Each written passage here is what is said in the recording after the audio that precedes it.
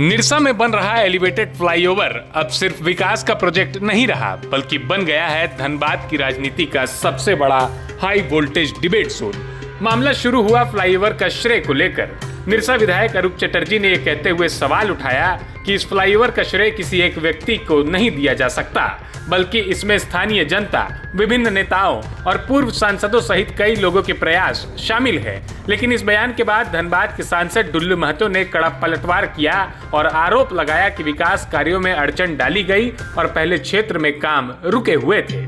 बस यहीं से शुरू हो गई शब्दों की राजनीतिक रेस, जो धीरे धीरे बहस से बढ़कर आरोप प्रत्यारोप की तीखी जंग बन गई। दोनों नेताओं ने एक दूसरे पर गंभीर आरोप लगाने शुरू कर दिए, कभी कोयला चोरी की बात तो कभी करोड़ों की संपत्ति का जिक्र।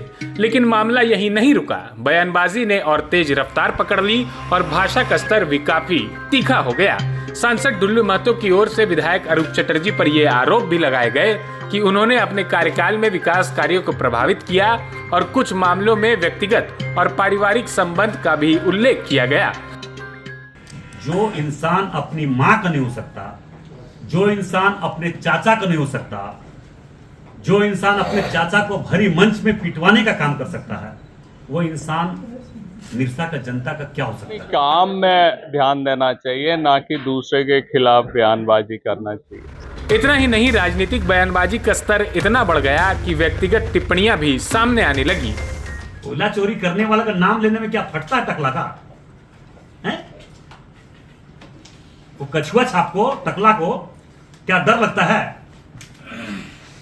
राधा जी के नाम लेने में डर लगता है क्या? कौन कोयला चोरी करवा रहा है झारखंड में? बताइए, सरकार उसका कोयला चोरी का आरोप हम पर लग रहा है। किसी की भी लड़ाई को वो नील कर देते हैं, तो अपने कुछ करे और स्वच्छ राजनीति करे, कोयला चोरी से बाज आए, अपने बेटे को IAS IPS बनाए, ना कि कोयला चोर बनाए। तो इन तमाम चीजों को उनको सीखना चाहिए। वहीं दूसरी ओर सांसद डुल्लू महतो ने निरसा विधायक पर उनके पारिवारिक संबंधों को लेकर तीखे सवाल उठाए और यहां तक कि उनके पिता और पारिवारिक परिस्थितियों का भी उल्लेख किया गया, जिससे विवाद और गहरा गया। और जैसे ही बहस और गर्म हुई, शब्दों की सीमा भी टूटती नजर आई। किसी को टकला कहा गया तो किसी को कछुआ छाप।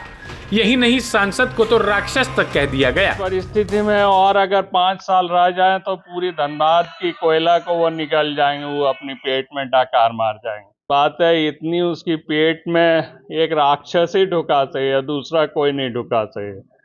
तो इस रफ्तार में जाएगी तो पूरी BCCL को वो निकल जाएगी कुछ दिन।